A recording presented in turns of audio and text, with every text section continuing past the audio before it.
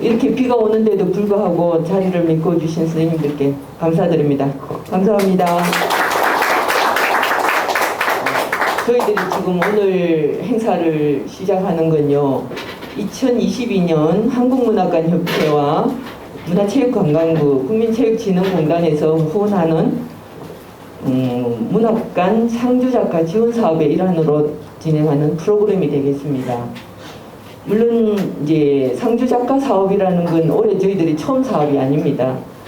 우리나라의 문학관이, 크고 작은 문학관들이 100여 군데가 넘는데요. 그 문학관에서 각각으로 지원 신청을 합니다. 그런데 그 중에서도 33개관이 선정이 되었고, 그 중에 저희 문학관이 이제 공모사업에 선정이 되었습니다. 그래서 오늘 이 프로그램을 진행하게 되었습니다. 다 이제 읽어주신 여러 선생님들의 덕분이라고 생각합니다. 고맙게 생각하면서 지금 우리 이호천 관장님의 인사말을 듣도록 하겠습니다.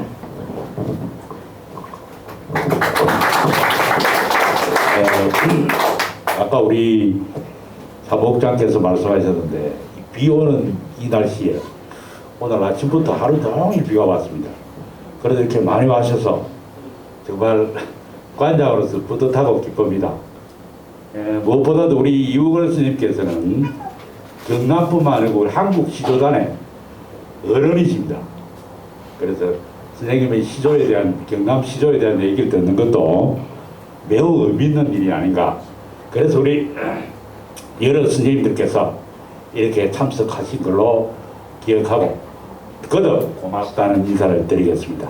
오늘 좋은 시간 되시기 바랍니다. 감사합니다.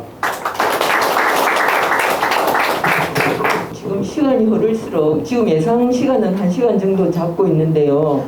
여러분들도 알다시피 태풍이 오고 있다고 해서 저도 저기 마음이 좀 졸여지는 상황이라서 속전속결로 가겠습니다.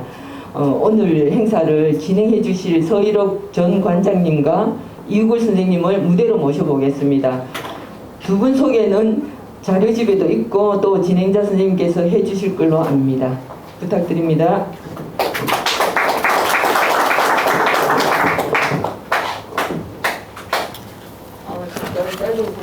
말씀드리겠습니다. 자료집 속에 보면은요, 이제 설문조사지가 있습니다. 작성을 좀 해주시고 나가실 때 뒤 책상에 좀 모아주시기 바랍니다. 감사합니다. 네, 여러분 반갑습니다. 네, 비 오는 가을 저녁입니다. 비가 온다고 하기보다는 좀 무서운 태풍이 온다고 하니까 가슴이 좀 두근거리는 그런 저녁이 되겠습니다. 오늘 이 행사를 위해서 저기 통영에서 그리고 고성에서 밀양을 비롯해서 여러 곳에서 많은 분들이 참석을 하셨고 또 가까이 계시는 분들도 오셨습니다. 이 자리는 시조를 쓰시는 분들이 아니라도 여러 장르의 문학 분야에 관심을 가지신 분들이 많고 특히 오늘 오신 분들은 문학에 대한 열정이 가장 높으신 분들이 아닐까 이런 생각을 해봅니다. 오늘 저는 진행을 맡은 서일옥입니다. 반갑습니다. 네, 그리고 여기 있는 자료집은 사실 이 자료집을 가지고 초청 작가를 모시고 이야기하기는 조금 그래서 자료집은 여러분들이 좀 참고를 해주시면 좋겠습니다. 행사 시작에 앞서서 양력이 나와 있지만 이우걸 시인을 간략히 소개해드리겠습니다. 선생님은 경남 창녕 출생으로 경북대학교 역사교육과 경희대 교육대학원 교육행정학과를 졸업하셨고 교육 경력으로는 마산여자고등학교 교감, 진해고등학교, 대천고등학교 교장과 그리고 밀양교육장을 역임하셨습니다. 문단 경력으로는 1973년 현대시학으로 등단해서 올해까지 45년, 매년 50년을 앞두고 있는 아주 정말 시력의 힘이 가득 찬 그런 분입니다. 시집으로는 저녁 이미지회 15권, 비평집으로 우수의 지평회 4권, 산문집, 풍경의 해석 외 2권. 그래서 집필하 쓴 책이 아주 많습니다. 수상 경력으로는 중앙시조 대상회 대부분의 시조 관련상을 수상했는데 특히 올해는 유심시조 작품상 수상을 8월달에 하셨습니다. 그리고 이어서 10월에는 외솔시조 문학상 시상식을 앞두고 있습니다. 올해는 정말 이관왕이 되셨습니다. 이 2 상은 모두가 굉장히 우리나라에서 시조 분야에 아주 그 시력이 대단하신 분들에게 드리는 그런 상인데 2 분야의 상을 모두 수상하시게 되었습니다. 우포 시조문학관 관장이면서 46살 때부터 시작해서 올해까지 동아일보 신춘문예 10번, 10번을 넘게 심사를 하셨고 대부분 신문의 심사위원을 해 오시고 계시면서 사단법인 한국시조시인협회 이사장을 역임하셨습니다. 한국을 대표하는 시조시인 중의 한 사람으로 평가되고 있는 분입니다. 이월 시조시인님 큰 박수로 환영해 주시기 바랍니다. 오늘은 이월 시조시인을 모시고 경남 시조문학에 대한 여러 가지 문답을 통해서 경남 시조문학 발전 현황과 이욱을 시인의 문학 세계를 이해하는 중요한 자리가 되길 바라면서 준비한 몇 가지 질문을 드리면서 시작하도록 하겠습니다. 먼저 선생님은 언제 어떻게 시조문학하고 인연을 맺게 되었는지 조금 말씀해 주시면 고맙겠습니다. 예, 대답을 제가 하기 전에 토크 콘서트하고 인연을 이야기하면은 제가 그 대구 수성 아트홀이라고 있습니다. 거기에서 한 달에 한 명씩 우리나라에서 정말 괜찮은 시인 이런 사람을 뽑아가지고 토크쇼를 합니다. 그럼 이제 시집 다 전시하고 그 사람 프로필도 한 달 전에 붙여 놓습니다. 그리고 이제 시인이 와서 이제 그 매일신문 편집국장 한 이태수 시인이 초청 시인하고 이제 이렇게 이런 자리에 앉아가 이야기를 합니다. 그때도 제가 해보니까 좀 시원찮았고 제가 며칠 전에 뭡니까 동영상처럼 하는 뭐라 그러죠? 유튜브 내가 그 시조 유튜버가 있습니다. 거기에 갔다 왔는데 그 질문을 이렇게 한 15가지 질문을 만들어 가지고 이야기를 하는데 이런 이야기를 해 주십시오 해서 그걸 가지고 집에서 내가 상당히 공부를 해야 갔어요. 그냥 하면 오히려 나았을 텐데 해가 가니까 이상히 뻣뻣하고 또 우리 그 KBS도 경남의 KBS 가끔 이제 저보고 그 이야기하라 해가지고 그런데 요거는 몇 시에 기다리고 있다가 하십시오 이래가 딱 하는데 답을 다 적었어. 그래가지고 딱 하니까 경남신문의 그 이명용 부장이 내한테 전화 와서 어째 그렇게 합니까? 좀 자연스럽게 안 오면 책을 읽고 있다 이게.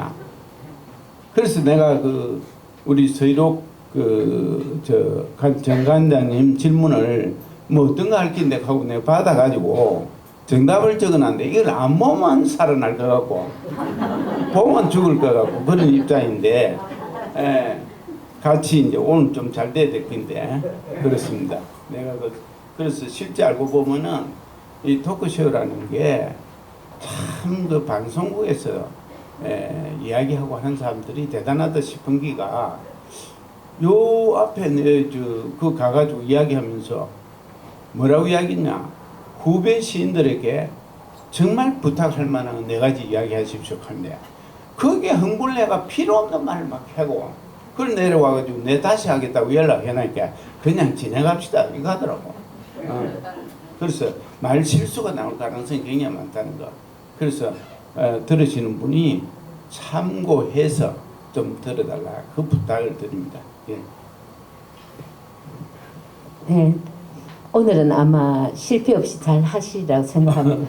근데 이제 너무 신경을 쓰시지 말고 그냥 본래 가지고 계신 그대로 말씀을 하시면 자연스럽게 잘 진행이 되지 않을까 이런 생각을 합니다. 처음에 제가 질문을 드렸는데요. 선생님이 이 시조문학하고 어떻게 해서 인연을 맺게 되었는지 그 간략하게 한번 말씀해 주시겠습니까? 예. 저는 그 경남 창녕군 부곡문 부곡리 거기에 보면 들도 굉장히 좁습니다. 좁고 그런데 제가 이 시조하고 인연 맺은 건 딱 두 가지입니다. 직접적인 거 뭐 아주 그 직접적인 이야기는 제가 경북대학 갈 때 사회교육학과를 갔습니다. 그때 형님들은 공부를 좀 한다고 이렇게 기대를 하고 있는데 우리가 대학 보낼 형편이 못 됐어요. 그러니까 뭐 사관학교를 가든지 교육대학을 가든지 그러면은 우리가 지켜주겠다. 사관학교 돈 안 드니까 괜찮죠. 교육대학은 빨리 끝나고 취직은 완벽하게 되니까 했는데 아이 그거는 안 됩니다. 왜? 책도 못하고 그림도 못 그리는데 안 되겠고 다음에 사관학교는 수학이 200점이고 이랬습니다. 유권사관학교 뭐 수학이 200점입니다. 내가 제일 못하는 게 수학인데 200점도 안 되고 그래서 내가 갈 수 있는 데가 경북사대 가면 되겠습니까? 하니까 아 경북사대 가면 논을 팔아도 내 보내주지. 그래서 결국 가는데 내 머릿속에 가서 형님들이 저렇게 고생을 하고 난 뒤에 집안에 뭔가 내가 영향을 끼칠 수 있는 뭐 영광의 어떤 뭐가 돼야 되지 않느냐. 그래서 고시 공부를 해야 됐다. 그래 가서 안 되면 고등학교 선생해도 되고 또 아니면은 좋은 일이 있으면 중간에 안 되면 행정고시가 그때 조금 나으니까 사법고시보다는 행시로 바꾸든지 뭐 여러 길이 안 있겠느냐 이런 생각을 하고 1학년 때부터 고시계 글을 사가 늘 읽었습니다. 그런데 그거를 이런 비 오는 날 말이죠. 그 고시계 사면서 현대시족하는 책이 있더라고. 그래서 이런 것도 책이 나오나 시조 책이 전문지가 나올 까닭이 없는데 하고 갖고 왔는데 제가 그 머리 식힐 때 이걸 한번 읽어보겠다. 그래서 읽어보니까 거기 뭐 다른 사람들 작품은 영 마음에 안 들고 이영도 선생님 작품 중에 모란이라는 작품이 있었어요. 그 작품이 이제 이렇습니다. 염이어 솟아질수록 그리움은 가득하고 가슴 열매 몰려드는 겹겹이 먼 하늘 바람만 봄이 겨우네 옷자락을 긋는다 이렇게 되어 있었어요. 이 모란이라는 시 속에 그 글이 단수인데 모란이라는 말이 한마디도 안 들어가면서 굉장히 서정적이잖아요. 왜 이런 작품도 있느냐. 그래서 그날 제가 초등학교 때 뭐 중학교 때 어떤 풍월도 있고 또 뭐 배일장 스스로도 많이 나가서 그래서 그 형식을 맞춰 시조를 2편을 썼어요. 코고무신하고 엽서라는 걸 썼는데 그걸 학부에 투고를 했는데 그게 2주일 뒤에 학부가 나온 데 보니까 제 작품이 뽑혀서 나왔어요. 그 다음에 이제 방학 때 될 때 김순수 선생이 본보이 문예란을 평한다 이래가지고 제 작품을 굉장히 칭찬을 해놨어요. 그래서 제가 김순수 선생이 칭찬을 하는 사람도 아니고 그 국문과 학생들 누구도 시 좋다고 칭찬한 적 없는데 이 정도 같으면 내가 글을 써도 되지 않느냐. 그러고 아이들 가르치면서 뭐 글 쓰는 게 뭐 정치인들보다 못할 게 뭐 있느냐. 그래서 이제 서게 됐다는 거고. 그 전에 이제 먼 글이 그걸 보면은 우리 어머니는 외우시는 걸 좋아해요. 그 내가 초등학교 다닐 때도 자꾸 외울 걸 달라는 거예요. 그러니까 자연적으로 예를 들어서 뭐 사민곡, 송민곡 이런 거는 이제 형님 책에서 베끼고 옛날에는 교과서에 시조가 굉장히 많이 나왔습니다. 고시조도 많이 나오고 뭐 현대시도 나오고 그걸 뺏기지만 아침마다 일어나셔 그걸 어머니가 외웁니다. 다 외우시고 일하러 가시는 거예요. 그리고 이런 석가는 언제부터 들었느냐 물으니까 아버지가 일본에 칙령 가시고 난 뒤 나는 해방 이듬해 태어났지만은 이미 제가 나기 전에 해방 전에 벌써 6사람 어머니가 낳은 애가 그러니까 저하고 동창하고 치니까 8사람을 낳은 거죠. 옛날에는 그렇게 그래가 아이 여섯이고 말이지 남편은 없고 혼자서 논도 얼마 안 되는데 어째 저걸 먹여 살리느냐. 그 아침마다 가슴이 두근거린다는 거죠.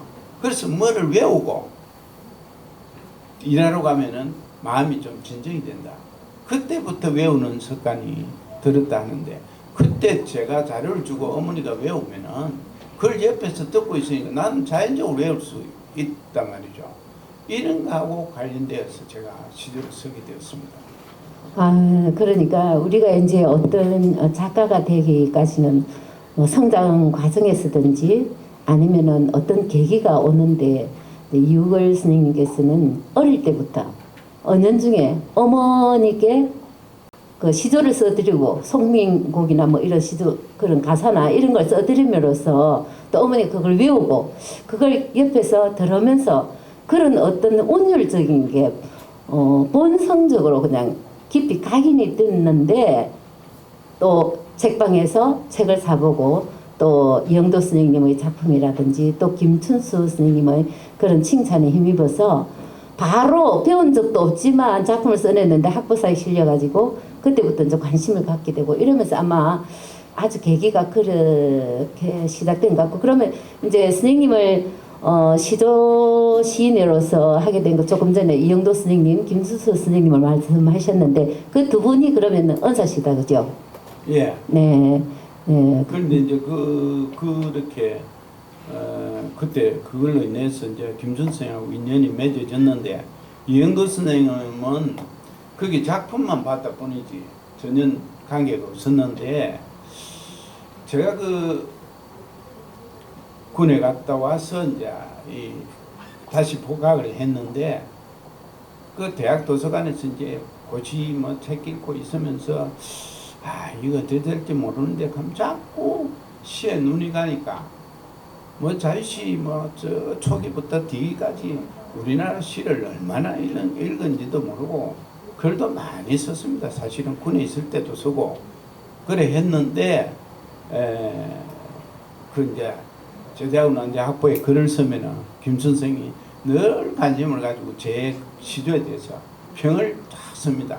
자유시도 썼고, 그런데 시조 쪽에 이제 주로 나는 시조를 쓸 때만 내 이름을 쓰는데, 그 김준 쌤이 평을 이래 쭉막 좋게 이래서 한 번은 시화전을 했는데, 대구 그 동성로에 거기서 시화전을 했는데, 김준성이 시화전에 오면은 아무 말도 안 하고 기입실 여기에 들어왔다 그것만 하고 밑에 김순수 이러고 갑니다.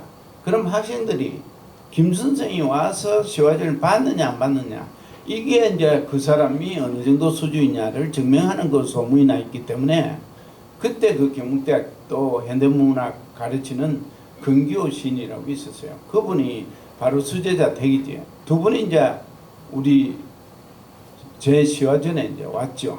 와가지고 이제 보고 이제 이랬는데, 근기호 성이 자네 월요일 날 말이에요. 김선생 연구실로 10시에 오라고 작품 5편 가져오라고. 그래서 5편을 갖고 갔습니다. 가니까 근기호 선생님 와서, 선생님 이분은 데뷔를 해야 될 정도의 수준입니다. 그러니까 선생님이 좀 어디 데뷔를 시켜 주십시오. 제 대신 이제 그 선생님 이야기를 합니다. 그러니까 김 선생이 아이고 그렇게 칭찬하던 사람이 냉정하게 이러면서 글쎄 작품이 됐는가 이러더라고요. 그래서 나는 내가 모질해서 그런갑다. 그럼 나왔는데 그 5편을 그 기분도 안 좋고 이래 월간문학에 보냈어요.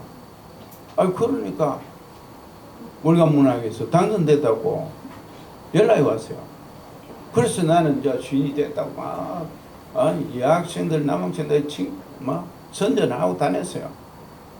그랬는데 조금 있으니 이영도 선생님 편지가 왔는데, 그래 월간문학에 공식적으로 당선되었다 이거는 안 오고 전화만 왔는데, 그래 이제 그 월간문학에서 그래 이제 올 텐데 이영도 선생님 편지가 내년에 현대시학을 데뷔하라는 거예요. 현대시학이 좋으니까. 그래서 그러면 그 내년 데뷔하는 그때까지는 한 달에 작품을 5편씩 내한테 보내라. 내가 보고 현대시각에 추천을 해주겠다. 그 추천 제도가 어떤 것도 제가 자세히 모르고 그랬는데, 그래서 이제 10월, 11월, 12월, 1월이 돼도 1월로 보니까 내가 안 나왔어. 할머니 뭐 괜히 월가만 놔뒀으면 나는 시인인데 왜 사람을 고생시키느냐. 그리고 2월로에 나왔어요. 이슬 지환. 그 다음에 4월로에 눈 내리는 밤. 그 다음에 10월로에 도리원 주변. 이렇게 3회 추천을, 그래서 8개월 만에 제가 맞춰서 시인이 된 겁니다. 그러니까 김선생은 가르칠 때 현대시적 기법으로 저를 가르쳤고, 이영도 선생은 성화라고요. 생경한 건 안 된다는 게 시가 익혀야 된다는 거예요. 그거 강조하시고, 그 다음에 언어를 낭비하면 안 된다 이게. 토시야 무엇이 꼭 필요한 거 외에는 다 없애라. 그러고 연결이 잘 되도록 해라. 이러면서 그 이영도 선생 그 절약은 생활 자체가 그래요. 그 사람 버스 타고 다니고, 우리가 선물이 줄 같은 거 뭐 이래 가면은 그런 것도 전부 모아놨다가 쓰고 이런 사람이니까. 그래서 결국은 그 두 분의 어떤 언어 절약 정신이나 실험 정신을 제가 익혔다 이렇게 볼 수 있습니다. 네, 정말 훌륭하신 스승님 밑에 공부를 배우고 언어의 절약이라든지 표현의 기법이라든지 뭐 성화된 그런 표현이라든지 이런 것을 통해서 훈련되었기 때문에 지금 우리나라를 대표하는 그런 시도 시인이 되신 게 아닌가 그런 생각을 합니다.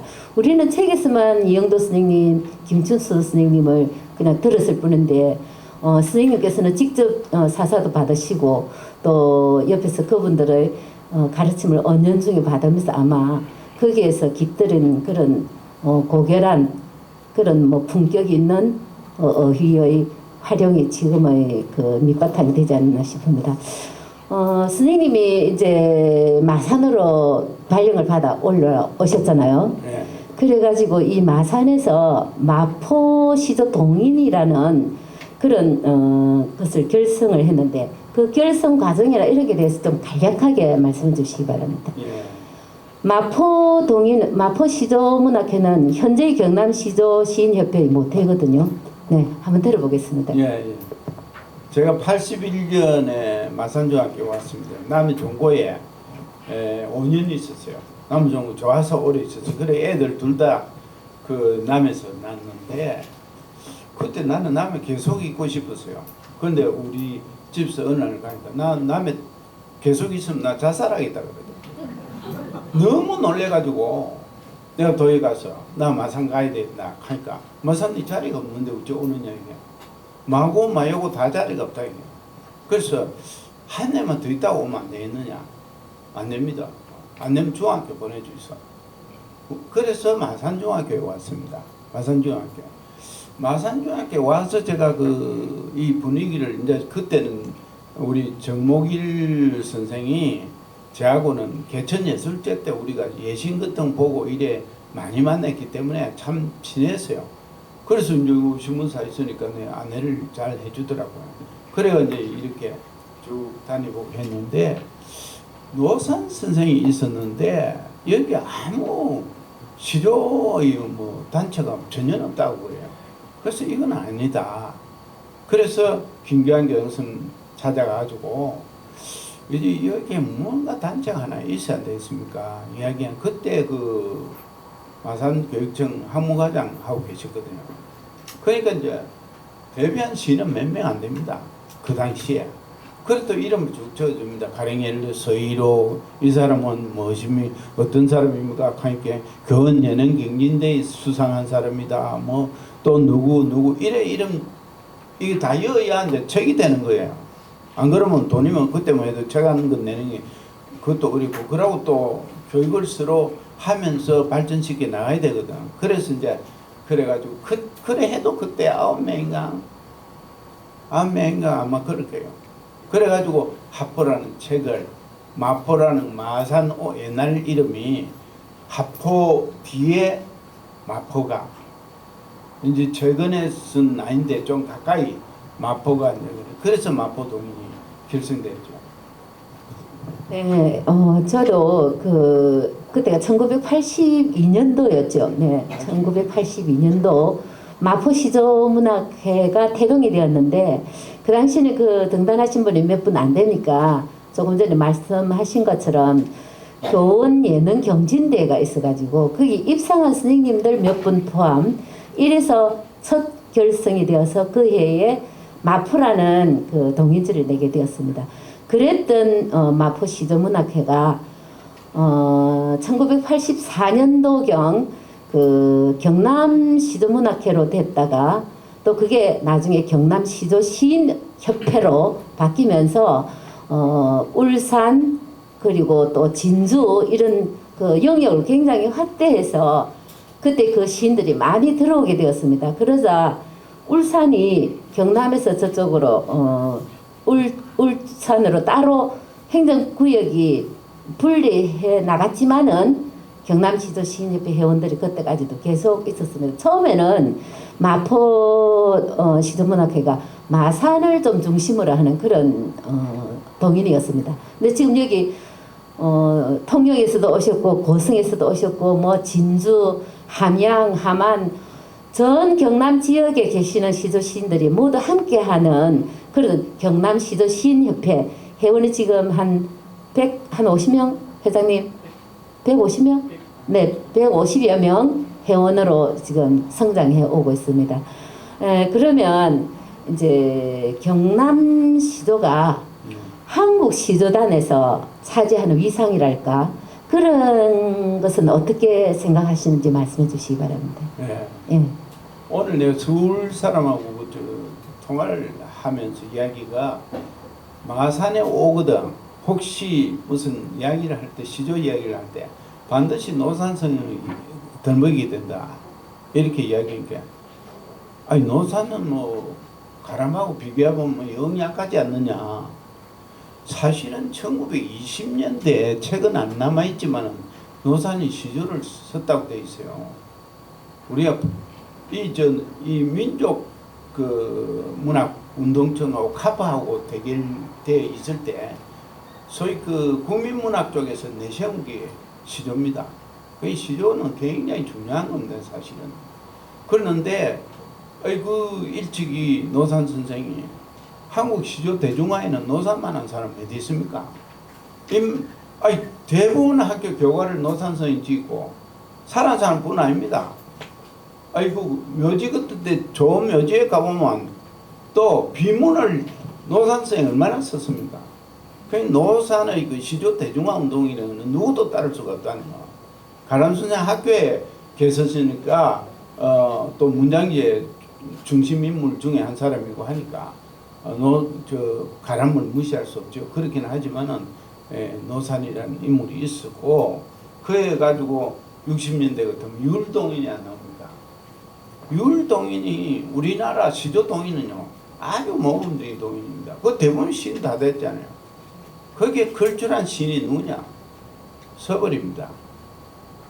그 양반 대단합니다. 우리가 지금 보면 내가 카톡 들어가봐도 별로 문제 안 나옵니다.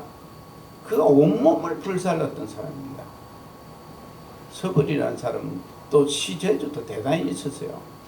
그리고 굉장히 애양심이 강했습니다. 뭐 살기나 막 그렇고 옳은 직장 제대로 뭔가 해서 이렇게 제대로 살 수 있겠습니까? 그런데 우리 서울 가면 집에 가자고. 그러다 보니까 또 나는 또 찍혀가지고 고생도 많이 했어요. 자기 시킨 대로 안 한다고.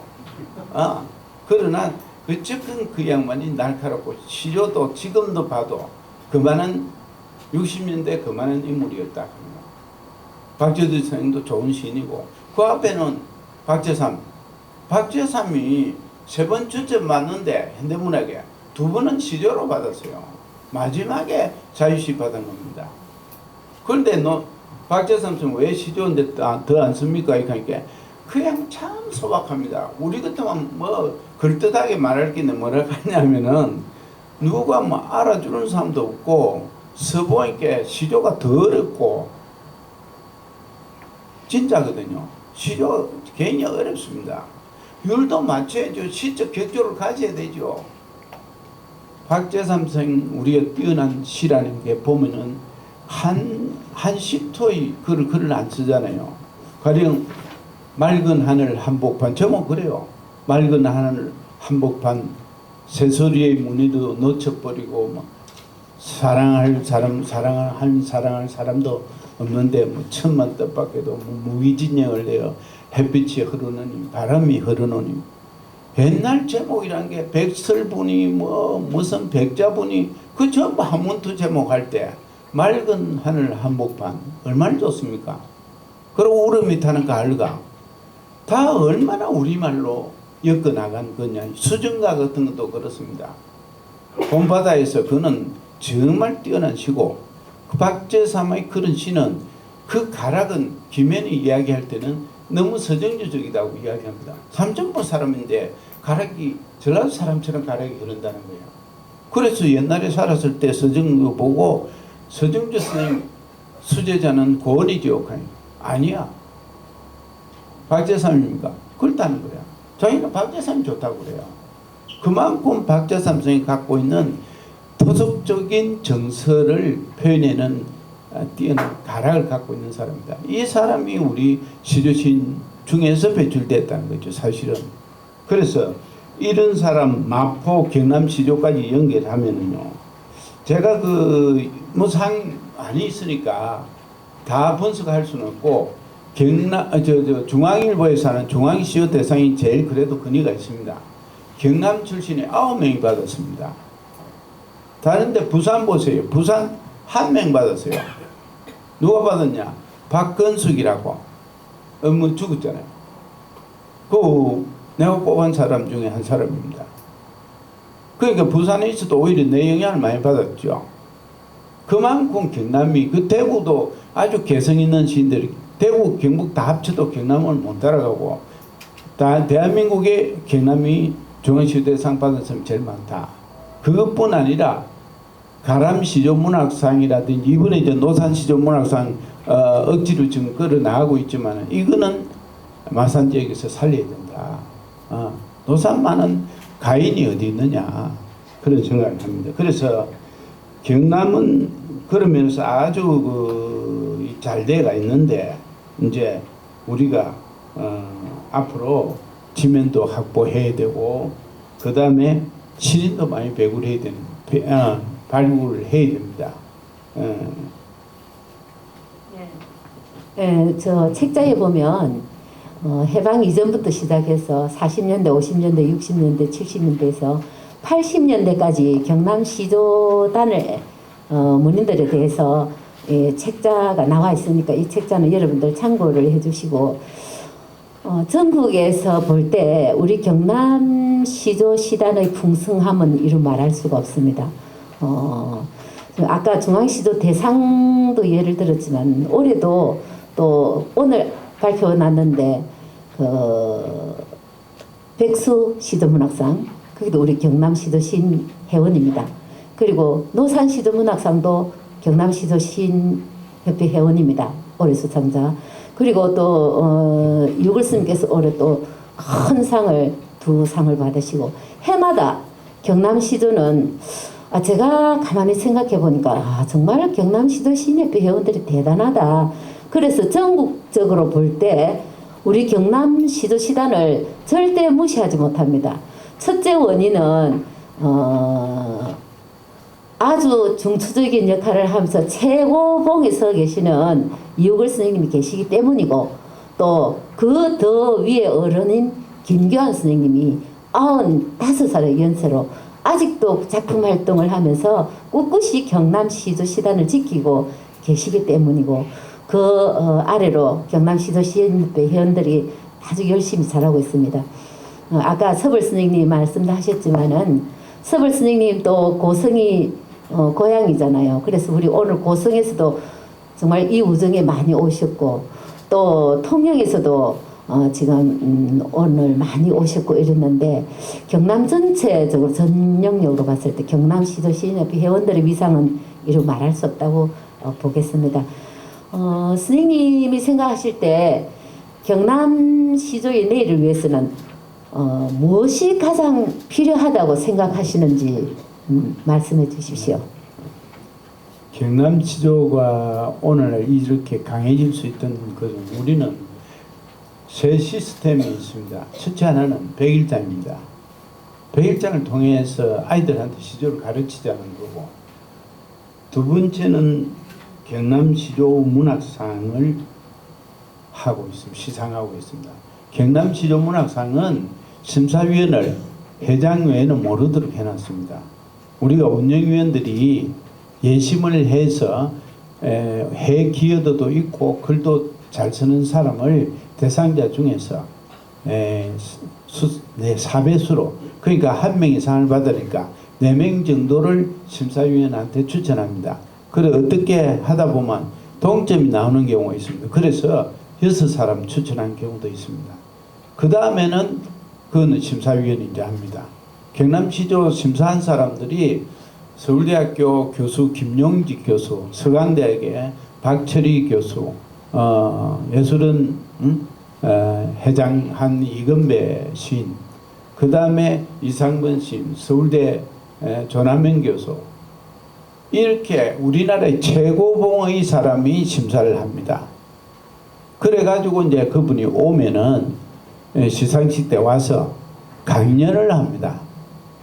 어떤 데는 시간이 모자라가 5분 강연도 하고, 그렇게 지금은 김용직 교수님은 진해가 저같이 진해 부인이 서울대학교 국문과에 온 사람인데, 나는 김용직 교수님이 그렇게 유머하는 거 처음 봤습니다.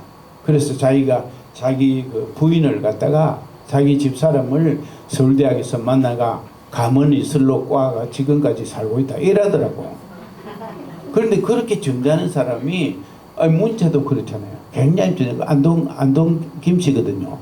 그 무게가 보면은 있고 키도 탁 크고, 그분들은 연세대 그 고려대 영문과 김종길 교수하고 그분들이 다 돌아가셨는데, 그분들이 모여서 뭐 하느냐, 한시를 짓습니다.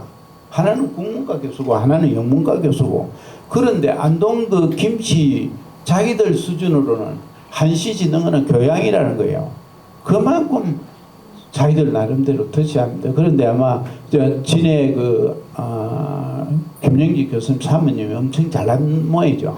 그래가지고 이제 결혼을 했다 그러면서 그분이 그 시간이 한 2시간쯤 줘야 되는데 우리 행사 안에 강연을 끼워넣으면 강연이 제대로 안 되잖아요. 다른 거 뭐 하고 이러다 보면 짜투리 시간 뭐 20분 30분밖에 안 넘는데 강연하라 하니까 15분 강연을 딱 하더라고. 한진이 그거 가지고. 그런데 아주 멋지게 딱 끝내더라고. 그래서 이 강연을 반드시 이제 우리 합니다. 그래서 우리 강연하고 백일장하고 경남시조 문학상 이 세 시스템이 잘 돌아가는데, 원래도 그 경남시조 문학상 받고 싶은 사람이 많습니다. 왜? 아무나 다 받으면 그게 무슨 받고 싶겠습니까? 그게 그만큼 엄격하기 때문에 다 받고 싶어 하는 거지. 이걸 가지고 이제 드링 됐는데, 아까도 이야기했지만 우리 경남시조에서 우수한 신인을 배출할 수 있었던 것은 교원-예능 경진대 때문입니다. 교원-예능 경진대, 그게 소위 말해주면 선생님들한테는 자 정보에도 점수가 되고 교감 되는데도 점수가 되고 해서 그걸 억지로라도 해야 되고, 그게 논문 1등급 하는 거하고 시조 1등급 하는 거 똑같거든요. 그래서 열심히 했는데 그게 지금 없어졌어요. 없어지니까 선생님들이 그거 안 하려고 그러죠. 그래서 지금 우리는 신인 배출이 대단히 어렵습니다. 그래서 경남문학관이나 뭐 인제대학 평생교육원이나 경남대학 평생교육원이나 아니면 본인이 하든지 많이 시조를 가르쳐야 된다 하는 거. 지금 그런 위기에 현재 봉착해 있습니다. 이런 걸 반드시 해야 되고, 그 다음에 이제 지금 호남 사람들이 지면을 갖고 있거든요. 그런데 이 경남에 가면 서정가 현실하고 화중년 2개가 있습니다. 2개가 있지만은 뭐 1년에 2번씩 나오니까 옳은 역할을 못하고 있고, 저는 또 시조가 발전하려면은 시하고 시조가 같이 실려야 된다고 봅니다. 일반 시인들도 보고 시조를 시로 인정을 할 만큼 격이 높아져야 된다 이게. 그래서 항상 시하고 시조를 같이 실는 잡지를 해오고 하다 보니까 많은 사람한테 혜택을 못 주고 있습니다. 그래 이게 앞으로 이제 제일 큰 문제다 하는 거. 그래서 그 다음에 마지막으로는 단합을 해야 됩니다. 단합. 그래서 지금 보면은 경남문예협도 마찬가지. 그런데 경남문예협가요 자랑 하나 할 거는 다른 데는요. 작가회의가 부산만 하더라도 작가의 사람들은 폼 잡습니다. 좋은 사람이 들어오고 그 능력 모자라면 작가회 이어주도 안 합니다. 부산문예협 인원이 많아도 그 사람들 그런 자부심을 갖고 있습니다. 그런데 우리 경남문예협은 작가협회 동인지 수준밖에 더 됩니까? 그럼 경남문예협이 튼튼하게 이렇게 명실상부 내실도 있고 덩어리도 큰 거는 대한민국의 경남문예협회밖에 없을 겁니다. 가령 호남도 가면요 작가회가 훨씬 셉니다. 그래서 우리는 그걸 이제 잘 관리해야 되는데 대체로 좀 서는 사람들이 지역문예배 활동을 안 하려고 그래요. 뭐 가봐야 뭐 별 볼 일 없다는 척으로 뭐 쥐가 똑똑 다 이 뜻인가 모르지만은 그래서 이거를 끌어들여야 되고 시조도 한 10몇 명 있고 20명 있을 땐 단합이 잘 됐습니다. 이제는 이제 덩어리가 커지고 이러니까 선배 후배도 안 보이고 내가 똑똑는 데 가고 다니고 또 그 있어봐야 지기만 하고 내 더 볼 거 뭐 있느냐 이렇게 나누어지면은 경남시조도 나중에 가서는 형편없어진다 하는가. 문학이라는 게 얼마나 개인적인 예술은 개인적인 겁니다. 그렇긴 하지만은 연합 전선을 펼 때는 펴고 또 개인으로 공부할 때는 하고 이렇게 해야 된다 저는 그렇게 생각하고 있습니다. 네, 이제 회원의 수가 많이 늘어나면은 좋은 점도 있고 또 결집력이나 응집력으로 볼 때는 조금 그렇게 하기 힘든 부분도 있지만 경남시도시인협회 회원들은 아주 결속력이 높다고 다른 영역에서 부러워하는 그런 단체입니다. 그리고 제가 생각할 때 이 경남시조문학상 이거는 경남시조시인협회에서 운영은 하지만 전국적으로 굉장히 공정하게 관리되는 시스템을 가지고 있다고 이렇게 자타가 다 공언하고 있는 상이고요. 또 이제 금방 이글 스님께서 말씀하신 것처럼 시조의 저변화를 위해서 우리가 할 일이 굉장히 많은데 저희들이 항상 모여서 지금 교과서에 시조 영역의 시조 작품이 없습니다.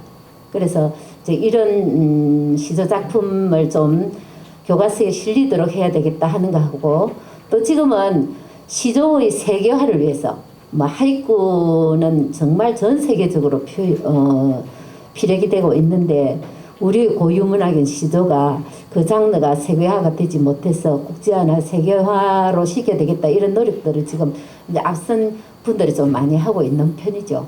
그래서 우리 또 경남문인협회의 좋은 점은 경남문학관이 있어서 좋지 않나 이런 생각도 합니다. 경남문학관은 정말 우리 한 750여 명의 경남문인들의 책이나 또 이런 작품집 뿐만 아니고 아주 오래된 그런 자료가 너무 많이 관리되고 수집되고 보관되고 있는 것이기 때문에 다른 시도에서는 굉장히 부러워하는 것입니다. 그래서 그와 더불어서 경남문인협회가 발전하면서 우리 경남시도시인협회도 더불어서 발전되길 바랍니다. 그럼 경남시도시인협회보다는 이제 선생님께 한번 질문을 드려보겠는데요. 그동안 정말 선생님이 작품 세계가 내년이면 이제 50년이 되는데 그동안에 크게 나누어서 선생님 작품은 어떻게 변모되어 왔는지 간략하게 말씀해 주시면 고맙겠습니다. 저는 제 작품 세계에 대해서 여러 군데 제 시론을 발표를 하기도 하고 제가 나름대로 공부를 해온 것은 일찍이 젊은 시절에 현대시학에 올평을 쓰고 또 한국문학이니 현대문학이니 올평을 쭉 많이 시조에 관해서는 거의 제가 80년대, 90년대 사이에 뭐 거의 전 잡지에 쓰다시피 그렇게 해왔고, 또 사람들이 만나면은 하필 왜 시조를 썼냐 꼭 그런 식으로 묻기 때문에, 소설 쓰는데 하필 왜 소설 썼냐 이 소리는 안 하잖아요. 또 그 소리 듣기 때문에 내가 어떻게 말해야 좋겠느냐 늘 머릿속을 생각합니다. 그래서 이제 월병 쓸 때도 이제 어떻게 써야 되느냐, 그 시절 보고 그 모범을 써야 되느냐. 그래서 현대문학 하는 교수들하고 많이 대화도 해보고 이러면은 결국 시조도 시다는 거예요. 형식 빼면 다른 게 뭐 있느냐. 그래서 저는 이제 그런 입장에서 시조가 너무 재래식으로 이 감정이 좀 많이 들어있는 감정 유로적인 경향이 참 심하다. 여기를 이제 제한하는 걸 늘 머릿속에 생각하고 있었죠. 그 자시도 또 많이 발표를 했었고, 그런 상황 속에서 이제 시조로 출발을 하면서 제가 첫 시집하고 둘째 시집까지는 거기에 자유시가 좀 섞여 있습니다. 그런데 이걸 어떻게 하냐, 그때 내가 이제 판단을 해야 되는데, 김 선생님 마지막에 제보고 하는 소리는 우리나라는 소리글에 대해서 정행시를 하는 데는 상당히 어려울 거다. 뜻글자 같으면 정행시가 참 좋은데, 그런 얘기를 하시더라고. 그래서 어떻게 하느냐 고민을 했는데, 막 자유시 사람도 막한데 내 같은 사람은 시조에 가서 봉사하는 것도 한국 문학 발전에 도움이 되지 않겠느냐. 이래 이제 그때부터는 시조를 쓰기를 했는데, 초기 제 시조는 보면은, 자, 제가 역사과에서 역사를 공부했던 사람이니까 상당히 전통적인 미학을 추구하려고 했다 하는 거야. 그 전통적이라는 두 가지 의미인데, 소재 면에서도 그렇고 형식을 철저히 지키는, 지금도 형식 철저히 지킵니다. 그거 하고 또 아주 유미적인 경향, 굉장히 아름답게 쓰려고 노력을 했다는 거죠. 그러니까 제목도 예를 들어서 잔이라든지 또 아니면 뭐 이설이라든지 또 아니면 지환이라든지, 지환 가락지 아니었습니까? 이제 가락지 그게 뭐 사랑의 표현이기도 하고, 또 이슬 이런 거 보면은 굉장히 연약한 거 아닙니까? 그러니까 그게 뭐 눈물로 비유할 수도 있고 뭐 다른 하여튼 그런 거를 비유할 수 있는, 그래 아름답게 쓸 수 있다고 생각하고, 장 같은 거는 전통적인 거, 그 다음에 고려양도 제가 쓴 적이 있는데, 고려 말에 원나라가 우리를 지배하고 이럴 때 말이지 여자를 많이 바쳤잖아요. 그 여자들이 고려에 가서 자기 신랑을 위해서 두루마리기도 지어 입히고, 그 다음에 뭐 상치삼도 먹게 하고 뭐 이런 게 자기 신랑이니까 어쩔 수 없이 이제 그렇게 했는데, 그때 고려 여자들이 원나라에 퍼뜨렸던 풍속들을 고려양이라 했거든요. 그래서 사실은 그게 슬픈 일들이죠. 그래서 이제 지금 것도 뭐 국제화를 그때부터 했다 하니면은 하고 싶어 국제화 된 거 아니잖아요. 우리가 약소국이 돼가 원나라의 지배를 받아 그랬는데, 그런 것도 노래하고 이래 했습니다. 그게 이제 초기 작품이라고 한다면은, 제가 그 대학 군에 갈 때는요, 그러니까 1967년도 군에 갔는데, 한일회담 반대되면 그때 뭐 군에 갔어요. 뭐 학교에 만날 가보면 뭐 수류탄이고 철류탄 터뜨려져 있고 뭐 공부는 안 하고 이래요. 그래서 시험도 제대로 못 치고 군에 갔어요. 그래 갔는데 돌아와서 보니까 또 뭐 신성한 이 학원의 군화 소리 웬 말이냐, 이거 막 교련 반대 만날 그거하고 불사요. 그랬어요. 그러면서 우리가 예를 들어서 아름다운 것만 추구하면 무슨 소용이 있느냐. 시조가 우리 삶하고 너무 유리되어서 병풍에 그린 뭐 꽃이 아름답다거나 도자기가 아름답다 이런 걸로 써가지고는 현대인이 누가 시조를 읽어보겠느냐. 그래서 우리가 눈에 보이는 현실의 것을, 또 우리하고 직접적으로 받는 충격적인 사건을 노래해야 된다. 그래서 현장적이고 현실적인 노래를 하려고 노력을 했어요. 그런 과정에서 늘 고민했던 것은 뭐냐, 너무 지나치게 현실 노래를 하면은 서정성이 떨어진다 말이죠. 또 서정성만 추구하면 아까 현장성이나 시대를 노래하는 그런 면에서 좀 떨어지고 이걸 어떻게 조화를 시키느냐 이 고민을 많이 했고 고2 때 나온 그 아직도 거기 있다 그쯤 되면 제가 뭘 생각했느냐 하면은 시조가 시대의 노래라 하지만은 시공을 초월해서 누구든지 읽을 수 있는 그런 시가 돼야 오래 남을 거 아니냐 이거죠. 그래서 이제 그런 시를 짧게 쓰자. 어차피 시조는요 완성형이 단수입니다. 그는 도남 조인재 선생이 그 이야기를 일찍이 했고 그래서 이제 그 조인재 선생님 비평할 때도 연시조는 사실은 시조의 본령이 아니다. 뭐 이렇게 이야기도 하시고 이렇게 하는데 하여튼 그래서 저는 단시조집을 한 권을 완전히 단시조집을 해서 발표한 적도 있고 우포에 이제 문학관을 만들고 난 뒤부터는 원래 제가 그 휴머니즘을 강조했던 사람인데 이 휴머니즘이라는 게 그때 말한 게 중세에서는 신이 중심이고 인간은 신의 종이죠. 그래서 르네상스가 일어나고 이제 인간임을 주장하고 나서게 됐단 말이죠. 그때까지 좋았는데 우리 인간이 너무 교만해져 가지고 우리 주위 환경을 자기를 위해서 파괴하고 동식물을 남획하고 이렇게 하면서 지금 신종 코로나마 하더라도 따지고 보면 우리가 우리 주위의 그 만물에 대해서 우리가 너무 자비를 안 베풀어서 그런 거 아니겠느냐 이렇게 이야기할 수 있거든요. 그래서 생태 환경주의 이게 그야말로 진정한 휴머니즘이다. 우리하고 같이 우리에게 음식을 제공하고 우리가 다 먹으면 영양분이 되고 이런 것까지도 우리가 사랑해야 되지 않느냐. 그렇게 본다면은 그 휴머니즘이 이제 확대된 거죠. 요즘은 이제 그런 쪽을 쓰는데 이 경향의 작품은 원래부터 제가 무명 비판적인 작품을 좋아했기 때문에 이 말이 주인이 이렇게 가작한다고 따라오는 건 아니잖아요. 그래서 내가 작품 몇 편 못 쓰고 말았죠. 김천성이 무인묘의 시를 강조했지만은 자기 부인이 죽고 난 뒤에 자기 그 부인은요 김천성이 마산 문협을요 처음으로 만들었습니다. 제1대 지부장입니다. 그리고 그 사람 부인이 저 명도 3.19 명도섬입니다. 독립운동한 명문가로 이름 나 있는데 그 사람 사위입니다. 그 맹여사라고 그러는 거예요. 그런데 그분이 돌아가시고 난 뒤 어째 다방내지하고 약간 친했다 그런 건 아무것도 아니고 자기도 가는데 그건 아무것도 아니고 눈에 자기 부인밖에 안 보인다는 거죠.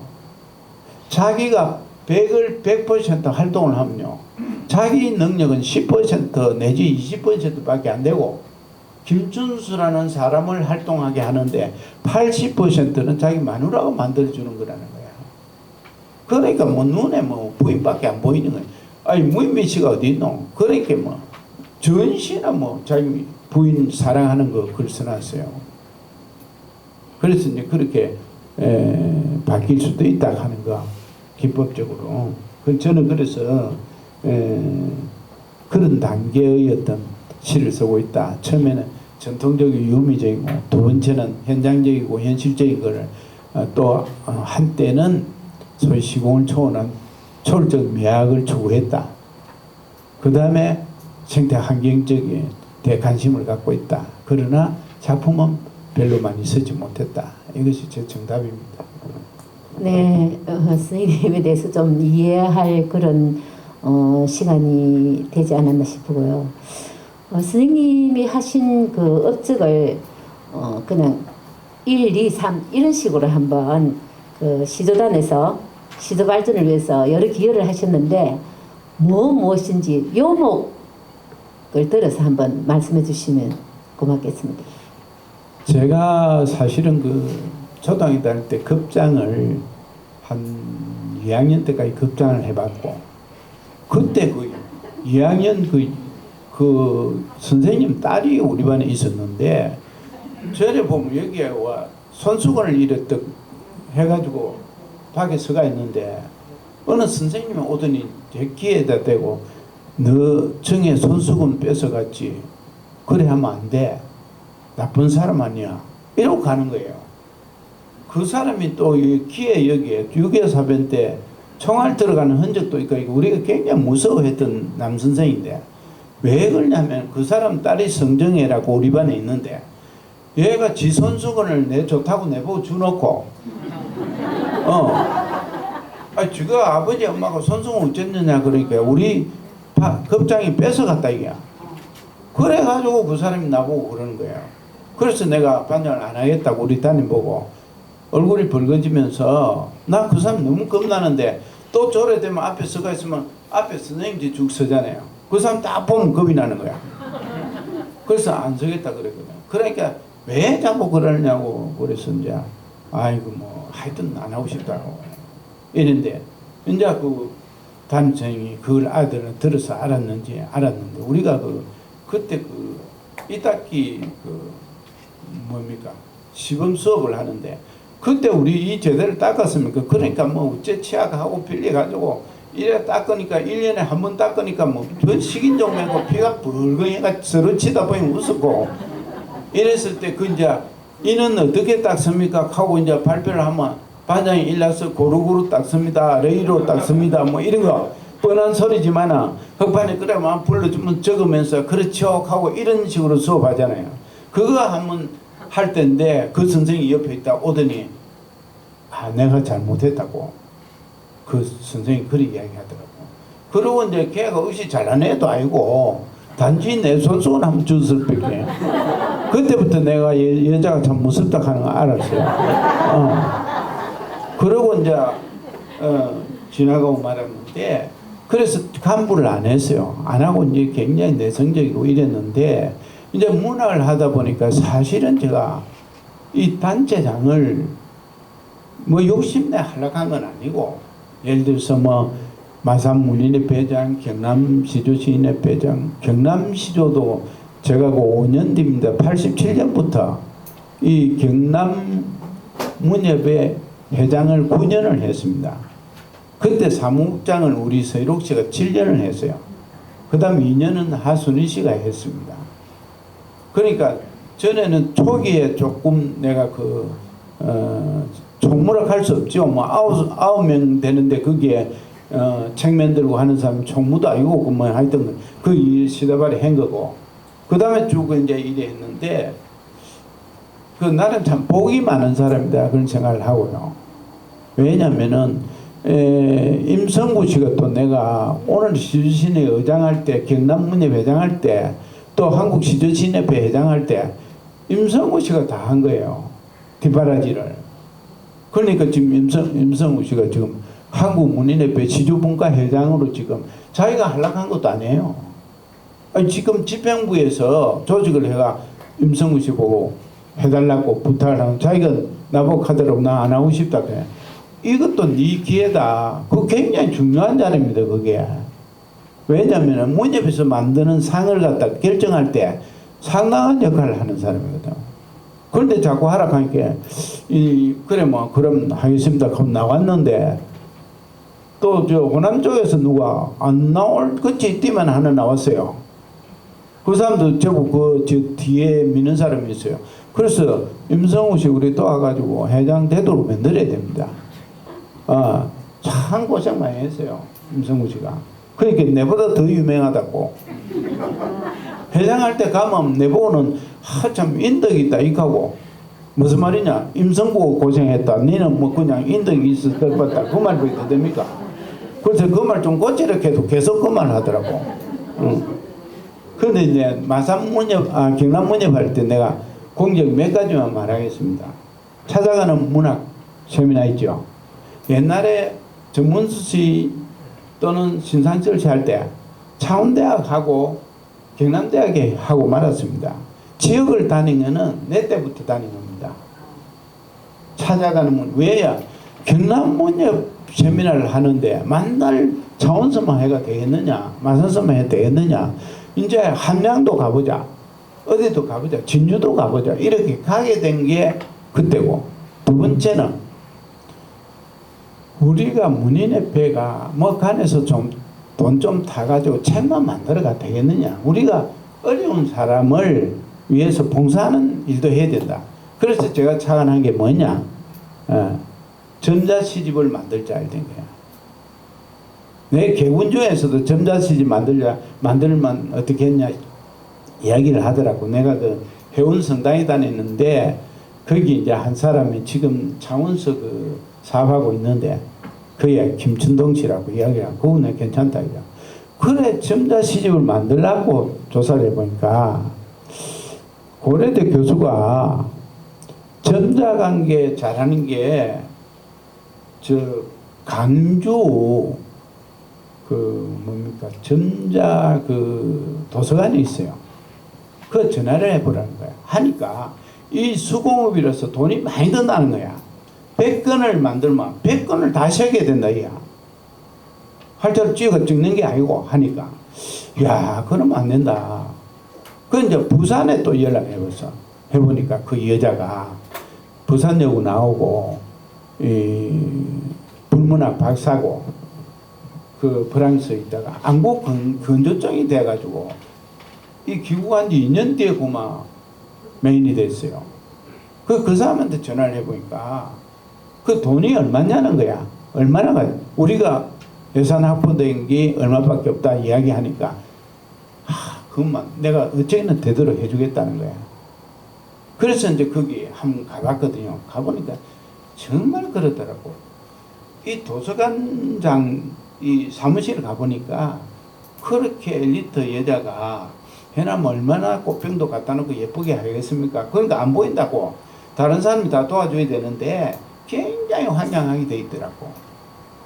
그래서 어쨌건 간에 거기서 만드는데 실제 만들어주면은 메인들이 그걸 좋아하느냐. 그것보다는 카세트 테이프 있죠. 그거 딱 이으면 나오잖아요. 이제. 그걸 더 좋아해요.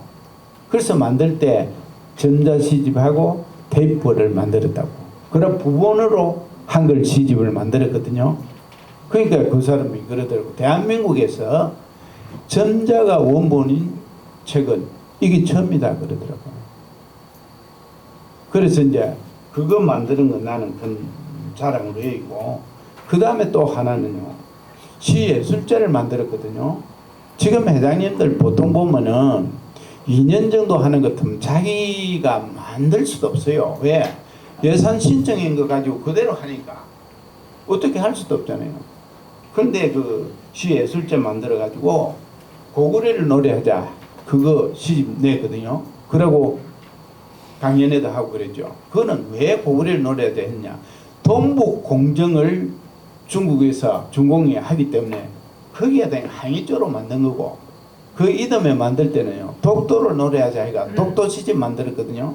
그는 일본의 독도에 대한 태도 전에까지 그 적극적으로 안 해다가 갑자기 독도 그래. 그 독도 시집 내가 그게 제일 불붙은 게 그 이듬해라서 우리 책 그 1년 전에 나온 책이 경남신문 그 이듬해 톱으로 일면에 나왔습니다. 일면에. 그래서 그런 거 했고, 그 다음에는 가야를 노래하자 이제. 우리 향토사에 대해 관심을 갖자. 가야는 사서가 부족해가지고 고고학적 자료를 가지고 가야를 지금 나타내고 있지 않습니까 이제.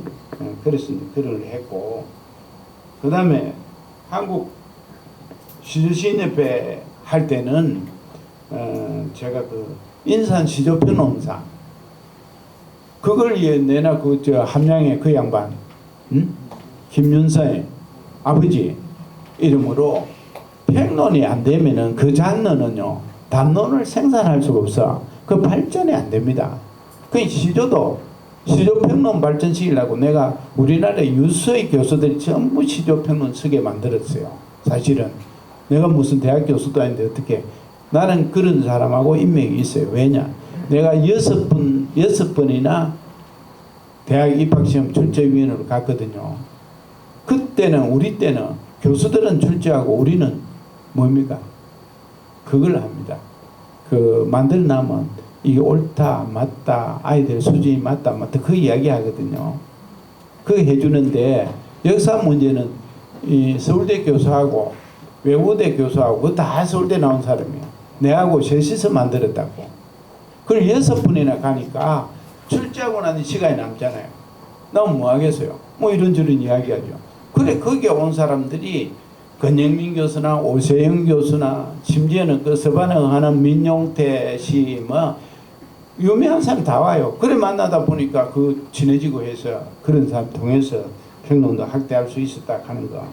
그 다음에 이제 다른 한국 시조 시인협회 50년사 만들었거든요. 50년사를 안 만들려면 100년사는 영원히 못 만듭니다. 그래서 나는 이걸 자랑으로 얘기하고 있습니다. 네, 선생님 그동안에 정말 그 단체의 어떤 역할을 맡으시면서 저도 옆에서 그때 경남문인협회 회장을 하면서 제가 국장을 맡기는 했는데 항상 새로움을 위해서 늘 고민하고 또 진정한 문학을 위해서 우리가 어떤 일을 해야 될까 이런 데 대해서 굉장히 고심하면서 경남 문단의 발전에 굉장히 선생님 공이 컸다고 또 여러분들도 생각하실 겁니다. 다른 지역에서는 전혀 하지 않는 그런 영역을 문학이 모든 다른 사람들에게 어떻게 베풀어야 하는가를 몸소 실천해 주셨다고 봅니다. 시간이 없어서 그랬는데 그래도 우리가 여기 지금 많은 분이 와 계셨는데 딱 한 사람만 꼭 내가 이 질문은 해야 되겠다 싶은 분 한 번만 질문을 받도록 하겠습니다. 혹시 뭐 선생님에 대해서나 또 문학에 대해서나 아주 한 번만 질의해 주시면 없습니까? 없으면 따로 개인적으로 질문을 받도록 하고 비가 지금도 밖에 많이 오고 있죠. 네, 그 멀리 가실 분도 계시고 이래서 한없이 이야기 나누고 싶은 밤이지만 오늘 여러분과 함께 이것으로서 경남시조협회와 또 이우글 선생님에 관해서 개략적인 그런 이야기를 나누는 장소를 시간을 가졌습니다. 여러분 함께 해주셔서 너무 감사합니다. 고맙습니다. 수고하셨습니다.